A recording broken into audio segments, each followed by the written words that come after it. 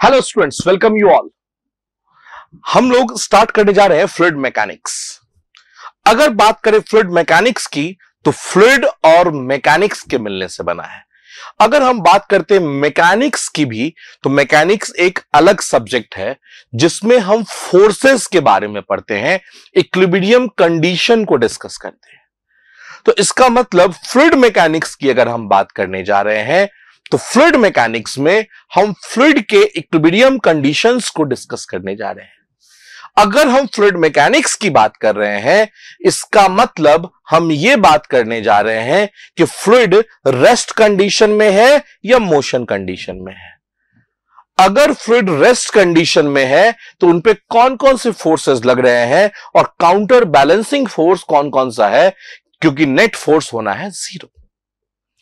अगर fluid motion में है तो अब यहां पे फ्लूइड मैकेनिक्स फिर से दो पार्ट में टूट जाता है, एक है काइनेमेटिक्स और एक है डायनामिक्स। अगर हम फ्लूइड काइनेमेटिक्स की बात करते हैं तो फ्लूइड काइनेमेटिक्स में हम बात करते हैं कॉज ऑफ मोशन की, कि अगर फ्लूइड फ्लो कर रहा है तो उस फ्लो का कारण क्या है। अगर फ्लूइड में फ्लो हो रहा है तो उस फ्लो का कारण क्या है, ये बातें हम करते हैं फ्लूइड डायनामिक्स के अंतर्गत। लेकिन अगर हम सिर्फ और सिर्फ मोशन की बात कर रहे हैं, किसी ने कहा कि भाई फ्लूइड फ्लो कर रहा है, अच्छा क्यों फ्लो कर रहा है? अगर क्वेश्चन यह आ गया फ्लूइड फ्लो क्यों कर रहा है तो वो है डायनामिक्स। क्यों, कारण क्या फ्लो करने का, what is the cause behind the fluid flow. तो अगर हम कॉज की बात करते हैं सो दैट इज फ्लूइड डायनामिक्स। अगर किसी ने बोला कि फ्लूइड फ्लो कर रहा है, हमने ये नहीं पूछा क्यों फ्लो कर रहा है, हमने पूछा अच्छा फ्लो कर रहा है, वेलोसिटी क्या है उसकी, एक्सेलरेशन क्या है, फ्लूइड की प्रॉपर्टीज क्या क्या है। मतलब अगर हम कॉज को साइड कर रहे हैं और सिर्फ फ्लूइड के मोशंस को स्टडी कर रहे हैं सो दैट इज फ्लूइड काइनेमेटिक्स। ये काइनेमेटिक्स और डायनामिक्स दोनों ही कंडीशन में फ्लूइड मोशन में रहेगा। पहला चैप्टर जो फ्लूइड मैकेनिक्स का हम पढ़ेंगे वो है फ्लूइड स्टैटिक्स। जब फ्लूइड स्थिर अवस्था में है तब की बात करेंगे। तो हम लोग एक एक करके इसको देखना स्टार्ट करेंगे। बहुत ही इंटरेस्टिंग है, बहुत ही प्रैक्टिकल है। अगर हम बात करें तो डे टू डे लाइफ में हमें फ्लूइड्स देखने को मिलता है। जैसे मेरे पास अभी पड़ा हुआ है, इस बॉटल में है पानी, दैट इज द फ्लूइड। हमारे ब्लड के, हमारे शरीर के अंदर, वेन्स के अंदर ब्लड सर्कुलेट करता है, ब्लड फ्लो करता है, दैट इज द फ्लूइड। हम सांस लेते हैं, air, that is the fluid. तो फ्लूइड्स जो है वो अपने आसपास, किसी ने पूछा फ्लूइड देखे हो तो हंसी आ जाती है, क्या पूछ रहे हो, ऑब्वियस में ध्यान रखिएगा। लेकिन इतना सिंपल नहीं है, सो सिंपल ये वर्ड नहीं है। फ्लूइड को समझना है अपने को, तब जाके मैकेनिक्स की बात करेंगे। तो सबसे पहले किसी ने क्वेश्चन पूछा कि भाई फ्लूइड मैकेनिक्स का क्लास करके आए हो तो फ्लूइड कहते किसे हैं, फ्लूइड हम कहते किसे हैं। तो देखो फ्लूइड की अगर हम बात करते हैं तो बोलते हैं कि वो सब्सटेंस, बात करते हैं अगर फ्लूइड की तो बोलते हैं the substance which can flow, the substance which can flow, the substance which can flow. मैं आपको लिख के भी बताऊंगा, लिखना भी सिखाऊंगा कैसे लिखा जाता है, विच can flow. The substance which can flow is called fluid. आप कहोगे सर सॉलिड नहीं फ्लो कर सकता है क्या? सॉलिड फ्लाई कर सकता है, फ्लो नहीं। तो अगर बात करें फ्लो की तो फ्लो का कारण तो होना चाहिए ना कुछ। तो अगर हम ये लाइन बोल के छोड़ दे रहे हैं तो अपना डिफिनेशन गलत हो जाएगा। तो substance which can flow, so what is the cause behind that flow? That is shear force. The substance which can flow by the application of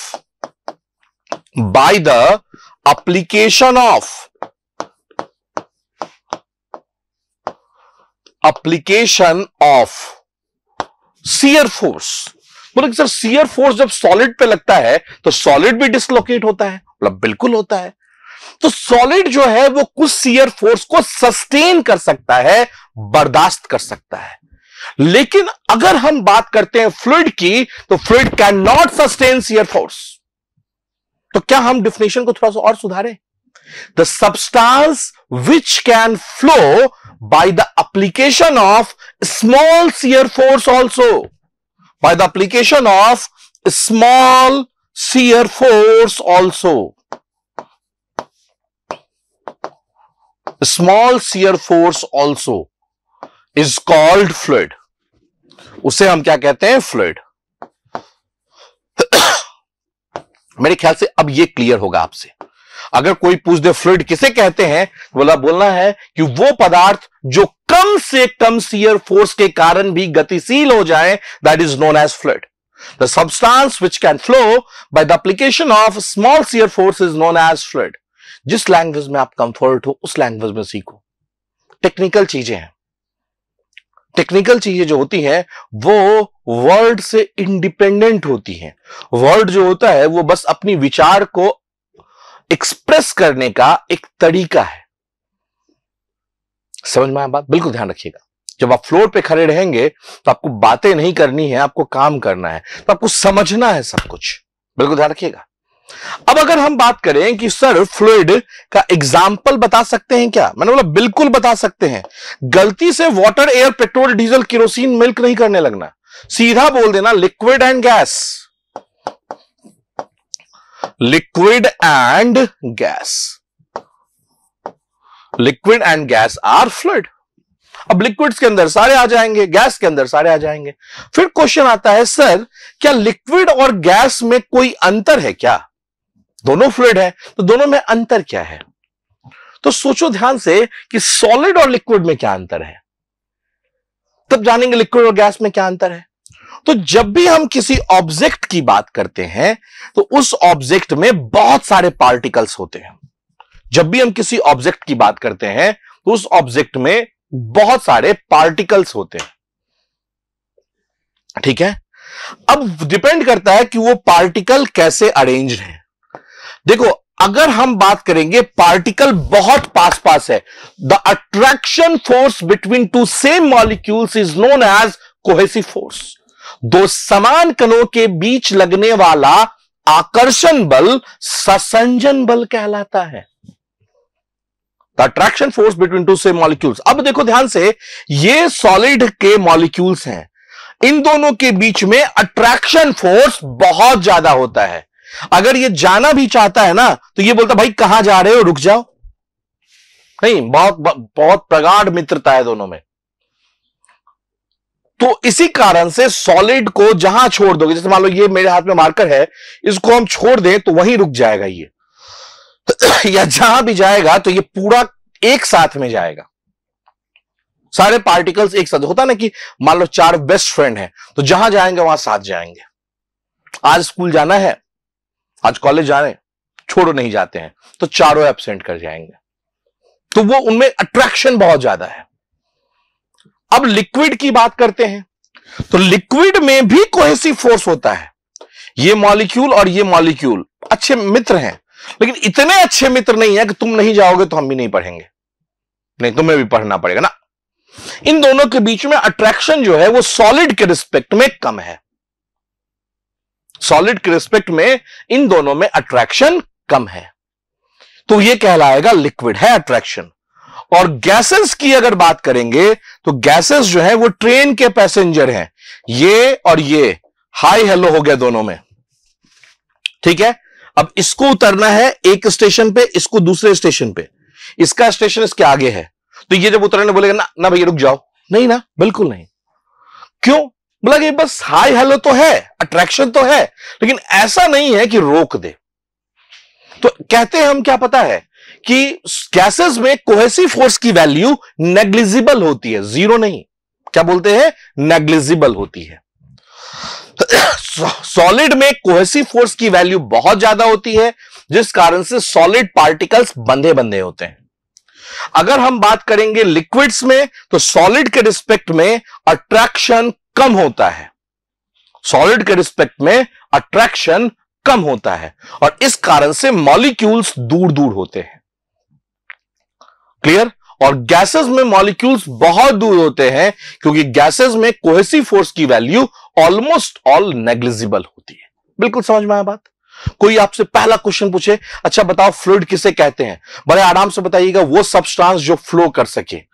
कोई पूछे क्यों फ्लो कर सके, तो by the application of small shear force also, कम से कम shear force के कारण भी अगर कोई फ्लूइड फ्लो कर जाता है तो उसे हम कह देंगे क्या, कोई सब्सटेंस को कह देंगे हम फ्लूइड। ठीक है, फ्लूइड का कोई एग्जांपल पूछ दे तो बताइएगा लिक्विड एंड गैस। कोई पूछे सॉलिड, लिक्विड और गैस के बारे में कुछ बताओ, कैसे अलग है, तो बोला सॉलिड में कोएसिव फोर्स की वैल्यू बहुत ज्यादा होती है, लिक्विड में कोएसिव फोर्स की वैल्यू सॉलिड के रिस्पेक्ट में कम होती है, और गैसेस में ये फोर्स ऑलमोस्ट ऑल नेग्लिजिबल होती है। कहानी खत्म है। अब अगला क्वेश्चन पूछता है, क्या पता है कि अगर सर शियर फोर्स की वैल्यू 0 होगी, अगर शियर फोर्स की वैल्यू 0 हो जाए तो फ्लूइड मूव करेगा क्या? हमने बोला कैसे क्वेश्चंस पूछ रहे हो, फ्लूइड फ्लो ही करता है शियर फोर्स के कारण। अगर शियर फोर्स की वैल्यू 0 हो जाएगी तो फ्लूइड स्टैटिक कंडीशन में हो जाएगा। तो आप बोलोगे सर नॉर्मल फोर्स मान लो लग रहा है, तो हम लोग नॉर्मल फोर्स की बहुत बड़ी कहानी है। नॉर्मल फोर्स को यहां पे प्रेशर कह देते हैं, फ्लूइड में नॉर्मल फोर्स को ही प्रेशर कह देते हैं। तो अंडर प्रेशर नहीं फ्लो करेगा, फ्लो करेगा तो that is due to shear force. बिल्कुल ध्यान रखिएगा। तो अगर शियर फोर्स की वैल्यू 0 है तो फ्लूइड स्टैटिक कंडीशन में होगा, फ्लूइड रेस्ट में होगा। बिल्कुल ध्यान रखिएगा इस चीज को। पूछता है कि what is fluid, defined it और एलैबोरेट योर आंसर। तो आपको इतनी चीजें लिखनी पड़ेंगी, बिल्कुल ध्यान रखिएगा। ये फ्लूइड का पहला क्वेश्चन है। अब देखिए ध्यान से, कुछ स्लाइड्स भी हम आपको दिखा रहे हैं बाकायदे। देखो यहां पे सीधा क्या लिखा हुआ है, फ्लूइड फ्लो शियर स्ट्रेस लगेगा, yes. Fluid rest shear stress नहीं लगेगा, नो। बिल्कुल ध्यान रखिएगा इस चीज को। अगर फ्लूइड रेस्ट में है तो शियर स्ट्रेस नहीं लगेगा, फ्लूइड अगर मोशन में है तो शियर स्ट्रेस लगेगा। अब देखो ध्यान से, फिर क्या है आपका शियर स्ट्रेस, आप स्ट्रेंथ ऑफ मटेरियल में पढ़ते ही हैं कि अगर हम बात करें क्रॉस सेक्शन की, ये है फ्लूइड, ये क्रॉस सेक्शन है मान लो, तो क्रॉस सेक्शन के परपेंडिकुलर अगर कोई फोर्स लगता है उसे कहते हैं नॉर्मल, क्रॉस सेक्शन के पैरेलल लगता है तो उसे कहते हैं शियर। बिल्कुल ध्यान रखिएगा, शियर फोर्स हमेशा सरफेस के अलोंग लगता है, नॉर्मल फोर्स हमेशा सरफेस पे परपेंडिकुलर लगता है। बिल्कुल ध्यान रखना है इस चीज को। ये सब जब न्यूमेरिकल सॉल्व करते हैं ना तो एरिया में बड़ा काम आता है। आपको दिखाएंगे जब न्यूमेरिकल सॉल्व करके, आज तो फर्स्ट क्लास है, स्टार्ट की है क्लास को, इंट्रोड्यूस करवा रहे हैं कि क्या क्या है फ्लूइड मैकेनिक्स में। ठीक है, बिल्कुल ध्यान रखिएगा। लेकिन आप बिल्कुल समझिए इस बात को कि अगर फ्लूइड स्टैटिक कंडीशन में है तो मतलब शियर फोर्स नहीं लग रहा है। अगर शियर फोर्स की बात करते हैं तो शियर फोर्स हमेशा सरफेस के अलोंग लगता है, शियर फोर्स हमेशा सरफेस के अलोंग लगता है। बिल्कुल ध्यान रखिएगा। और अगर हम बात करेंगे नॉर्मल फोर्स की तो वो हमेशा सरफेस के परपेंडिकुलर लगता है। और सब खेल है क्रॉस सेक्शन का, कैसे आप क्रॉस सेक्शन ले रहे हैं।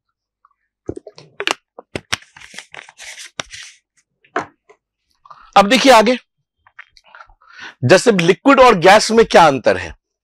किसी ने पूछा कि what is the difference between liquid and gas, जो अभी हम आपसे डिस्कस कर रहे थे, याद है। तो देखो ध्यान से क्या अंतर है लिक्विड एंड गैस में।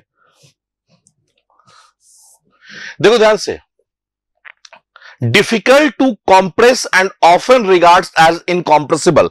ये डिफिनेशन लिखा हुआ है, लेकिन अभी आप फील नहीं कर पाएंगे, तब तक नहीं फील कर पाएंगे इसको जब तक आप कॉम्प्रेसिबिलिटी नहीं जानते हैं, कॉम्प्रेशन एबिलिटी, जो कि हम आपको बताएंगे। तो आपका यह कंसेप्ट क्लियर हो जाएगा कि इनकॉम्प्रेसिबल क्या होता है, क्यों मानते हैं इसको इनकॉम्प्रेसिबल। होता नहीं है, मानते हैं। बिल्कुल ध्यान रखिएगा, ठीक है। Occupies a fixed volume and will take the shape of the container. ये तो आपको भी पता है कि मान लो एक ग्लास पानी है और ग्लास है 250 ml का। अब उस पानी को आप एक बाउल में पलट दें, कटोरी में, तो पानी 250 ml से 300 ml हो जाएगी क्या? पानी 250 ml ही रहेगी, मतलब वॉल्यूम में कोई चेंज नहीं होगा। लेकिन पहले ग्लास का शेप था, अब बाउल का शेप हो गया। अब उसे आप प्लेट में डाल दो तो पानी 250 ml ही रहेगा, लेकिन अब प्लेट के शेप में हो जाएगा। तो जो फ्लूइड है वो शेप चेंज को, लिक्विड शेप चेंज को अपोज नहीं करता है, लेकिन वॉल्यूम चेंज को अपोज करता है। लेकिन गैसेस की जब बात करते हैं ना, तो गैसेस की अपनी वॉल्यूम नहीं होती है, गैस की कंटेनर की वॉल्यूम होती है। मान लो सपोज हमारे पास एक कंटेनर है और इस कंटेनर का जो वॉल्यूम है वो है मान लो 1 लीटर। अगर इसमें आप गैस भरोगे हाफ लीटर अगर आप काउंट कर रहे हो, जिसको केजी में कहते हैं, बेसिकली काउंट करते हैं, तो अगर इसमें भरोगे तो ये 1 लीटर पूरा वॉल्यूम ऑक्यूपाई करेगा। बिल्कुल ध्यान रखना। तो वॉल्यूम ऑफ कंटेनर जो होता है वही गैस की वॉल्यूम कहलाती है। जब गैस फिल करेंगे तो गैस इंटायर वॉल्यूम को ले लेता है। तो वही लिखा हुआ है, no fixed volume, it changes volume to expand to fill the containers vessel. Clear? Expand करता है। जैसे टायर में आप हवा भरते हैं, हवा कम भी हो जाता है, मान लो सपोज टायर में, तो ऐसा थोड़ा ना है कि टायर में हवा कम हो गया तो एक ही कॉर्नर में हवा है। टायर मान लो पंचर हो गया तो कहां से पंचर होता है? नीचे से नहीं, क्योंकि नीचे का पोर्शन जो रोड के कांटेक्ट में तो वो पिचका हुआ रहता है, बाद बाकी तो वैसे ही रहता है। पूरा निकलता है एयर नहीं, पूरा एयर बाहर निकलता है। अगर एयर कम हो रहा है तो लेकिन फिर भी इंटायर वॉल्यूम में रहेगा एयर। बिल्कुल ध्यान रखिएगा। ऐसा नहीं एक पोर्शन इंप्टी हो जाएगा और एक पोर्शन में एयर फिल्ड रहेगा। बिल्कुल ध्यान रखिएगा इस चीज को। ठीक है। A free surface is formed if the volume of container is greater than the liquid. अगर कंटेनर की वॉल्यूम ज्यादा है, मान लो कंटेनर बड़ा सा आपने ले लिया, ये वाला कंटेनर ले लिया और इसमें आपने इतना ही पानी भरा है, तो ये हो गया free surface, top most surface. और अगर कंटेनर गैस का खुला रह गया तब तो फ्री सरफेस खोजते रह जाना, गैस एस्केप कर जाएगा। इसी कारण से कैपिलरिटी गैस में नहीं दिखती है, लिक्विड में दिखती है। बिल्कुल ध्यान रखिएगा। बताएंगे आपको पीजोमीटर का यूज हम करते हैं प्रेशर मेजर करने के लिए, लेकिन गैस के प्रेशर के लिए नहीं करते हैं। ये सब चीज डिस्कस करेंगे क्योंकि गैस फ्री सरफेस फॉर्म ही नहीं करता है। ठीक है ना? बिल्कुल ध्यान रखिएगा इस चीज को। अगर हम बात करेंगे फ्लूइड की, ये सब चीज बेसिक इंट्रोडक्शन में चल रहा है, ये सब हम लोग डिटेल्स में पढ़ेंगे। बिल्कुल ध्यान रखिएगा। अगर हम फ्लूइड की बात करेंगे तो फ्लूइड 2 टाइप के होते हैं। एक होता है न्यूटोनियन फ्लूइड, एक होता है नॉन न्यूटोनियन फ्लूइड। अब ये न्यूटोनियन फ्लूइड क्या होता है? न्यूटोनियन फ्लूइड वो फ्लूइड होता है जो न्यूटन्स लॉ ऑफ विस्कोसिटी को फॉलो करता है।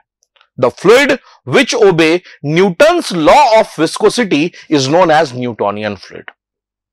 और जो नहीं ओबे करता है न्यूटन्स लॉ को, उसे कहते हैं नॉन न्यूटोनियन फ्लूइड। और दोनों होता है।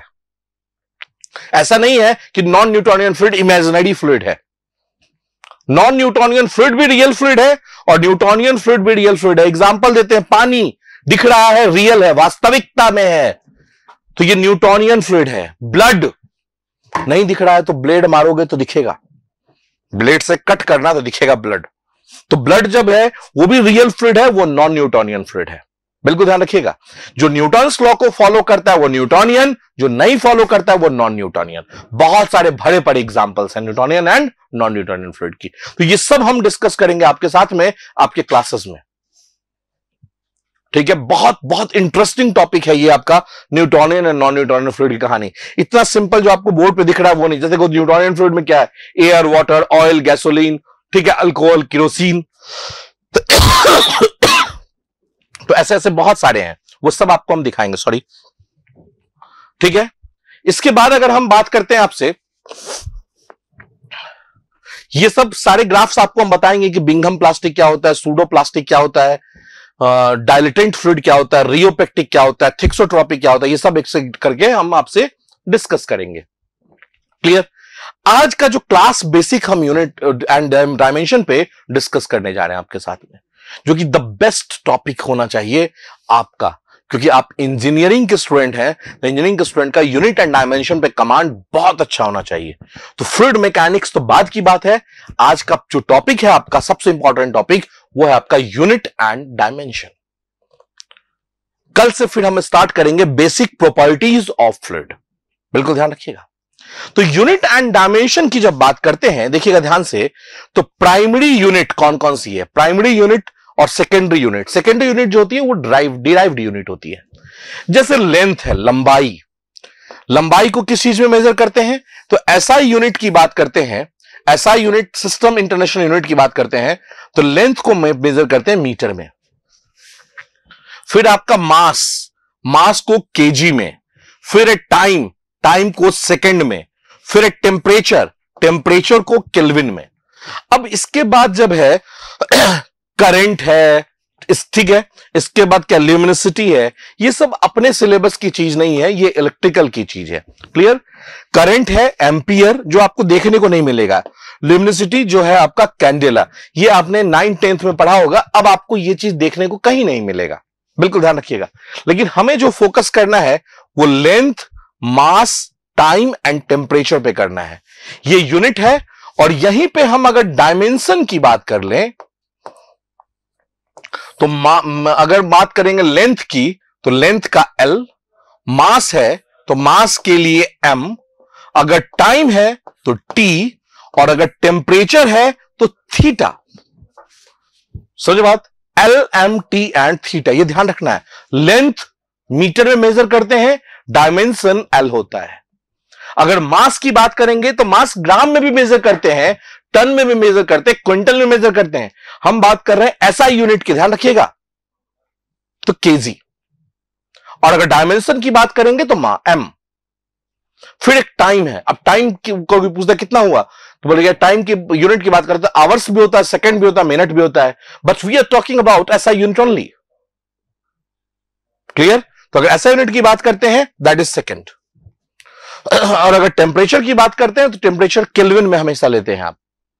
जब आपने थर्मोडायनेमिक्स पढ़ा होगा तो थर्मोडायनेमिक्स में आपने देखा होगा कि टेम्परेचर की यूनिट हमेशा केल्विन में लेके को सॉल्व करते हैं, because kelvin is SI unit. Okay, तो अब देखिए ध्यान से, सपोज मान लो हम बात करते हैं आपसे एरिया, एरिया की। तो एरिया क्या होता है? Length into width. तो इसका मतलब यह हो गया मीटर स्क्वायर, मीटर स्क्वायर। तो और इसके डायमेंशन की बात करेंगे तो क्या हो जाएगा? L2। बिल्कुल ध्यान रखिएगा। अगर हम बात करेंगे वॉल्यूम, तो वॉल्यूम क्या होता है? LBH, LBH, metre metre metre, मतलब मीटर क्यूब, मतलब ये हो गया L3, मीटर क्यूब। अगर हम बात करेंगे वेलोसिटी, तो वेलोसिटी क्या होता है? Displacement upon time, displacement upon time. और डिस्प्लेसमेंट की यूनिट क्या होती है? मीटर, और टाइम की यूनिट सेकंड। तो वेलोसिटी की यूनिट क्या हो गई? मीटर पर सेकंड। वेलोसिटी की यूनिट हो गई मीटर पर सेकंड। और अगर हम इसके डायमेंशन की बात करेंगे तो क्या हो जाएगा आपका? L T-1। बहुत सारे बुक्स ऐसे भी लिखते हैं M0 L1 T-1। तो ऐसा नहीं कि कोई डिफरेंस है दोनों में, दोनों सेम चीज है। अगर 0 है तो लिखने की जरूरत नहीं है, दैट इज 1। इसी तरीके से अगर किसी ने पूछा एक्सेलरेशन, तो वेलोसिटी अपॉन टाइम, तो वेलोसिटी तो मीटर पर सेकेंड है, और 1 सेकेंड और आ जाएगा तो मीटर पर सेकेंड स्क्वायर। क्या हो जाएगा? LT-2, LT-2। बिल्कुल ध्यान रखना है इस चीज को। ये सब डायमेंशंस की कहानी चल रही है। इसी के बाद अगर हम आगे आपसे बात कर लें, अगर हम आपसे आगे बात करें इसी में कि सपोज मान लो फोर्स की बात कर रहे हैं कि सर ये फोर्स की यूनिट क्या होती है, बड़ा टफ लगता है। तो फोर्स की यूनिट लोग बोल देते हैं न्यूटन।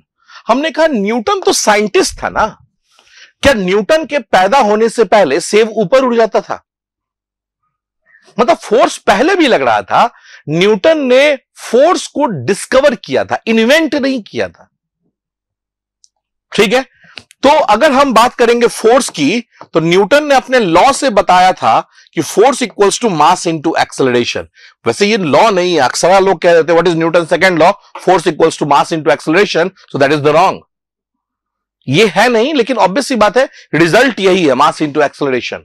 अगर हम बात करेंगे तो फोर्स की यूनिट की, तो मास हो गया केजी और एक्सेलरेशन हो गया मीटर पर सेकेंड स्क्वायर।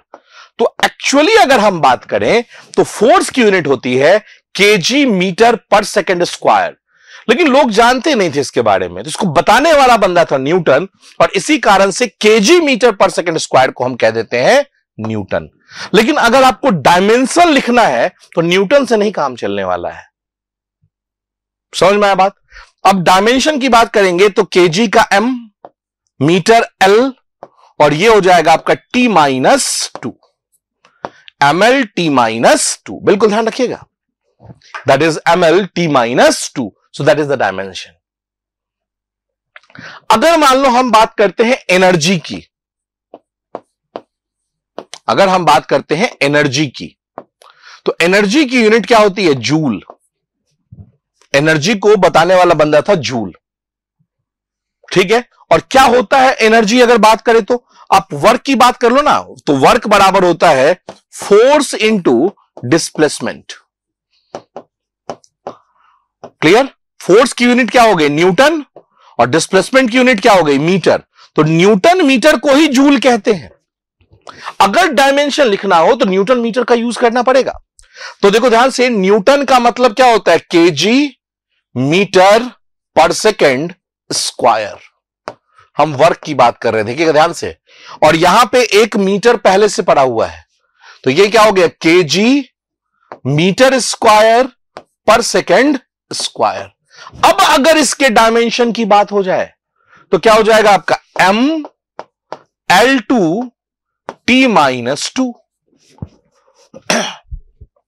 इसी तरीके से होता है पावर। पावर बराबर क्या होता है? Work upon time. Rate of doing work is known as power, work upon time. अब वर्क की यूनिट क्या होती है? जूल। टाइम की यूनिट सेकेंड, तो जूल पर सेकेंड को कहते हैं वॉट। और अगर हम बात करें इसके डायमेंशन की, बड़े आराम से लिख देंगे। जूल का अभी हमने लिख दिया है कितना? ml-T-2, और सेकेंड है आपका तो T, तो क्या हो जाएगा? ml-T-3। अब आप चाहोगे ना तो इतना डायमेंशन रट नहीं सकते हो, और ऐसा नहीं कि इतना रट लिए तो काम हो जाएगा। अभी आएगी डेंसिटी, स्पेसिफिक वेट, इसके बाद कॉम्प्रेसिबिलिटी, सरफेस टेंशन, बहुत सारे बड़े बड़े डायमेंशन आएंगे, विस्कोसिटी, कितना रटोगे? तो सबसे अच्छा है समझ लो थोड़ा सा। नहीं, सामने वाला अगर मेहनत करने को तैयार है तो थोड़ा सा समझ लो, ज्यादा बेटर रहेगा। क्लियर? तो ये बेटर अंडरस्टैंड के लिए हमने आपको बताया है, बिल्कुल ध्यान रखिएगा। जैसे ये आपको बेसिक चीजें याद रखनी है। क्या क्या? तो ये आप ध्यान रखिए, क्या क्या याद करना, ये बहुत इंपॉर्टेंट चीज है। लेंथ, इसके बाद मास, टाइम और टेम्परेचर। इतना चीज अगर आपको याद है तो आप सारे यूनिट एंड डायमेंशंस बड़े आराम से लिख सकते हैं। बिल्कुल ध्यान रखिएगा, बड़े आराम से, बड़े स्मूथली लिख सकते हैं। ठीक है, तो ये रहा आज का क्लास। यूनिट एंड डायमेंशन की क्लास बेसिकली हमने आज निकाली है। नेक्स्ट क्लास में अगर हम बात करेंगे तो हम फ्लूइड मैकेनिक्स स्टार्ट कर देंगे, बेसिक प्रॉपर्टीज ऑफ फ्लूइड। तो मिलते हैं फिर आपसे नेक्स्ट क्लास में बेसिक प्रॉपर्टीज ऑफ फ्लूइड के साथ। क्लास मिस मत कीजिएगा क्योंकि बहुत इंपॉर्टेंट क्लास है। उसमें आपको बताएंगे डेंसिटी, स्पेसिफिक वेट, ऐसा क्या होता है कि लिक्विड को इनकॉम्प्रेसिबल मान लेते हैं, ऐसा क्या होता है गैस कॉम्प्रेसिबल होती है। मैक नंबर के बारे में आपको बताएंगे कि अगर फाइटर प्लेन की बात करते हैं तो उसकी स्पीड कितनी होती है, मिसाइल्स की स्पीड कितनी होती है, ये सब बातें करेंगे। क्या साउंड से भी ज्यादा किसी की स्पीड हो सकती है? ये सब चीजें आपसे हम डिस्कस करेंगे लेकिन अपकमिंग क्लासेस में। ठीक है, तो जुड़े रहिए हमारे साथ। तब तक के लिए thank you and all the best.